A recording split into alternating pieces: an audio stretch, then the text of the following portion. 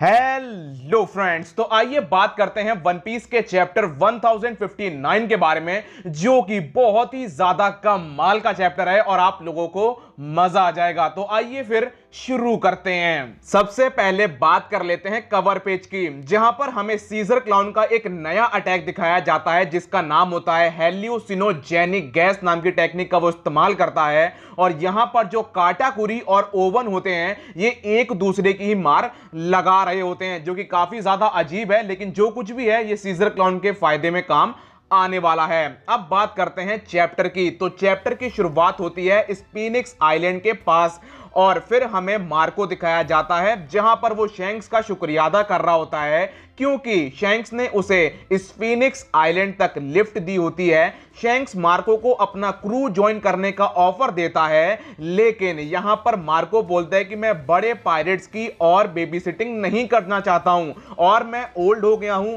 Shanks बोलता है ban Beckmann, मेरे बचाव में कुछ बोलो, और मार्को फिर स्फीनिक्स आइलैंड की तरफ उड़ जाता है। इसके बाद हमें दिखाया जाता है वो वाला समय जहां पर यामाटो और लूफी बात करते हैं, यानी कि वो समय हमें दिखाया जाता है जहां पर यामाटो लूफी को मना करती है। तो आखिर होता क्या है, ये हमें दिखाया जाता है। तो यहां पर क्या होता है, जो लूफी होता है वो यामाटो से बोलता है कि मेरा क्रू ज्वाइन कर लो, लेकिन यहां पर जो यामाटो होती है वो लूफी को मना कर देती है। और इसके पीछे की जो वजह होती है वो ये होती है कि अगर यामाटो लूफी को ज्वाइन कर लेगी तो चलो कोई बात नहीं, दोनों एडवेंचर में निकल पड़ेंगे, दोनों को मजा आएगा। लेकिन क्या होगा, दोनों को ही कहीं ना कहीं पर वानों की चिंता लगी रहेगी, क्योंकि वानों में अब काइडो नहीं है, वानों में अब आम लोग हैं, आकाज़ाया के मेंबर्स हैं। और दूसरा कौन है, दूसरा है मोमोनोसुके। और मोमोनोसुके इतना पावरफुल नहीं है कि वो बहुत ही ज्यादा पावरफुल पायरेट्स का सामना कर सके। तो यहां पर जो यामाटो होती है, इसी चक्कर में वो जो है वानों में रुकने का फैसला करती है और वो लूफी को मना कर देती है।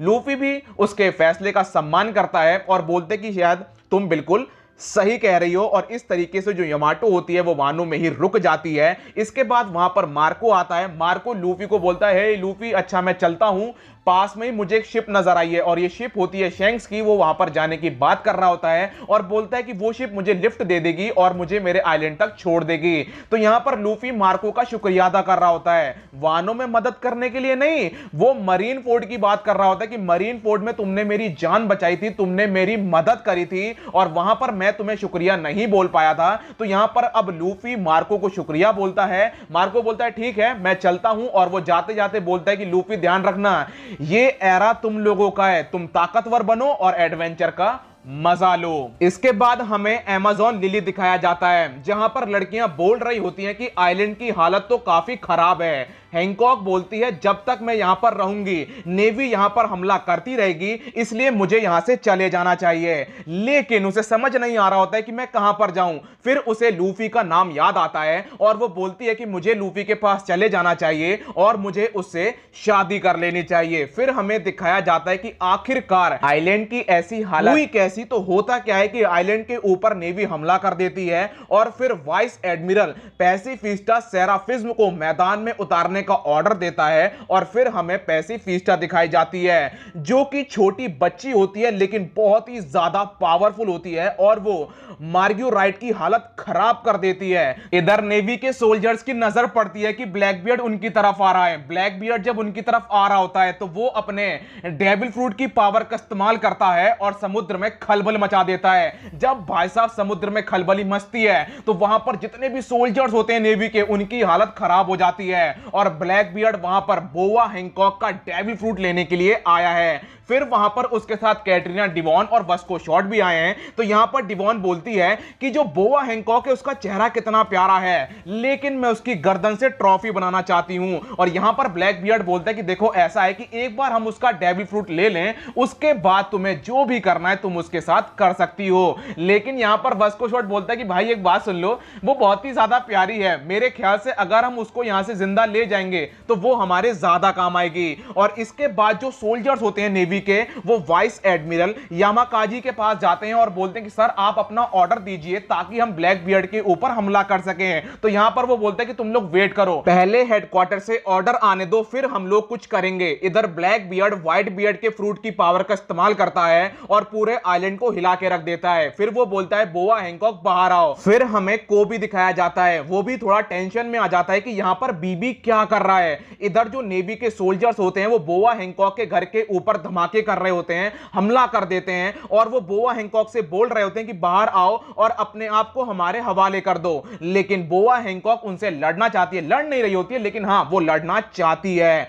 इसके बाद हमें एक लड़की दिखाई जाती है जो मैदान में उतर रही होती है, वो भी पैसिफिस्टा होती है, लेकिन तभी उसे एक बंदा रोक देता है और वो बीबी के क्रू के ऊपर हमला कर देता है और उनकी हालत खराब कर देता है। यहां पर जो ब्लैक बियर्ड के साथी होते हैं वो ब्लैक बियर्ड को बुला रहे होते हैं कि सर हमारी मदद करो, लेकिन वो उनकी मदद नहीं करता है। वो बस पैसिफिस्टा को देखकर ही चौंक जाता है। वो बोलता है कि ब्लैक विंग है इसके और इसके जो व्हाइट बाल हैं और जो स्किन है वो ब्राउन है, भाई ये है क्या? वो उसे देखकर एकदम हैरान रह जाता है क्योंकि वो पैसिफिस्टा एकदम किंग की तरह दिख रहा होता है। ब्लैक बियर्ड उसे देखकर हैरान रह जाता है क्योंकि वो एक पैसिफिस्टा होता है लेकिन वो एक छोटा सा बच्चा होता है और वो छोटा सा बच्चा ब्लैक बियर्ड के साथियों को अकेले ही मसल देता है, तबाही मचा देता है। ये देखकर ब्लैक बियर्ड हैरान हो जाता है और इसके बाद जो पैसिफिस्टा होता है वो ब्लैक बियर्ड के ऊपर हमला कर देता है। जब वो ब्लैक बियर्ड के ऊपर हमला करता है तो ब्लैक बियर्ड उसका सामना करता है और यहां पर वो समझ जाता है कि ये कोई छोटा बच्चा नहीं है और ना ही ये कोई कमजोर पैसिफिस्टा है, ये काफी ज्यादा पावरफुल पैसिफिस्टा है। और यहां पर ब्लैक बियर्ड को उसका सामना करने के लिए अपने डेविल फ्रूट की पावर का इस्तेमाल करना पड़ता है और वो ब्लैक होल टेक्निक का इस्तेमाल करता है। इधर जो बोआ हैंकॉक होती है वो स्लेव एरो का इस्तेमाल करती है।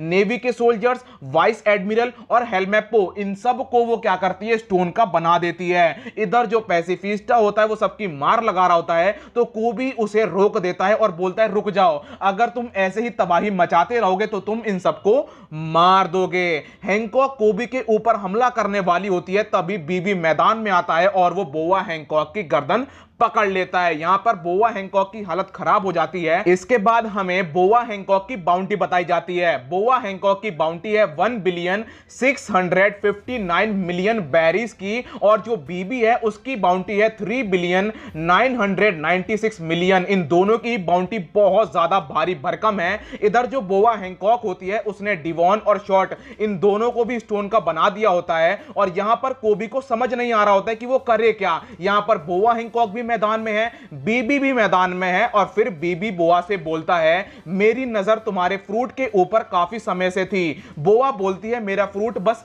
मैं ही इस्तेमाल कर सकती हूं, अगर तुम इसे ले लोगे तो वो तुम्हारे किसी काम का नहीं है, क्योंकि जो बोआ हैंकॉक का चार्म है वो ही इस फ्रूट को बहुत ही ज्यादा पावरफुल बना देता है। बोआ हैंकॉक बोलती है कि अगर तुमने मुझे मार दिया बीबी तो तुम कभी भी अपने साथियों को नहीं बचा पाओगे। बीबी उसकी बात सुन ही नहीं रहा होता है और वो कोबी से बोलता है ओ तो हम दोनों की मुलाकात फिर दोबारा हो गई हीरो, तुमने मेरे ऊपर रॉकी पोर्ट में बहुत बड़ा एहसान किया था जिस वजह से मैं पायरेट आइलैंड का बॉस बन पाया। अगर मैं इसे छोड़ दूं तो क्या ये मेरे साथियों को नॉर्मल कर देगी? ये सवाल वो कूबी से पूछ रहा होता है और यहां पर कूबी फंस जाता है कि यार अगर मैंने ये बोल दिया कि ठीक है तुम इसे छोड़ दो, ये हमारे साथियों को नॉर्मल कर देगी, यानी कि तुम्हारे साथियों को नॉर्मल कर देगी, और अगर इसने नहीं किया तो मैं बहुत बड़े लफड़े में फंस जाऊंगा। तभी ब्लैक बियर्ड बोलता है कि मैं जानता हूं कि अगर मैंने तुम्हें छोड़ दिया तो तुम मुझे भी स्टोन का बना दोगी और मुझे तुम्हारे ऊपर बिल्कुल भी भरोसा नहीं है। तो यहां पर बीबी अब उसे जान से मारने वाला होता है, तभी को भी बोलता है रुक जाओ, तुम्हारे एक फैसले की वजह से यहां पर जितने लोग हैं वो सारे लोग मारे जाएंगे। और फिर मैदान में एंट्री होती है सिल्वर रैली की और वो बोलता है मैं जानता था कि ऐसा हो सकता है।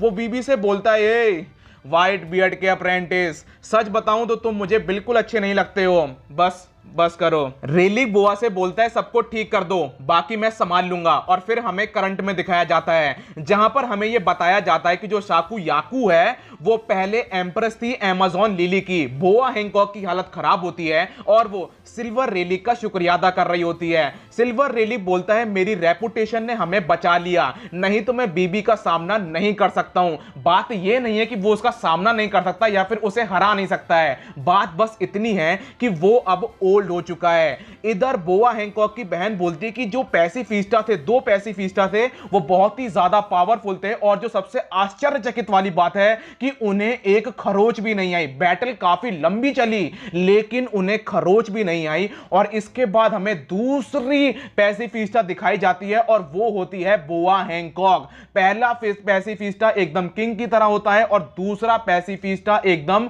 बोआ हैंकॉक की तरह होता है, जो कि काफी ज्यादा खतरनाक बात भी है और मजेदार बात भी है, क्योंकि बोआ हैंकॉक की तरह पैसिफिस्टा बना लिया गया है, किंग का बना लिया गया है। इसका मतलब उनके पास किंग का जो डीएनए पहले था वो ही बना लिया गया है। और जो सबसे अच्छी बात है या फिर बोलूं अजीब बात है कि किंग की जो पूरी बॉडी है बिल्कुल वैसा ही उन्होंने बनाया है पैसिफिस्टा।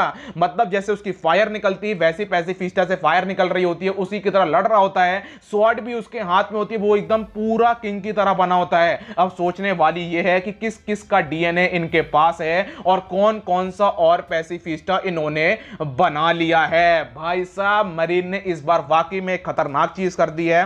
और एक सबसे अजीब खबर वो ये है कि कूबी को किडनैप कर लिया गया है और किडनैप कर लिया है ब्लैक बियर्ड ने।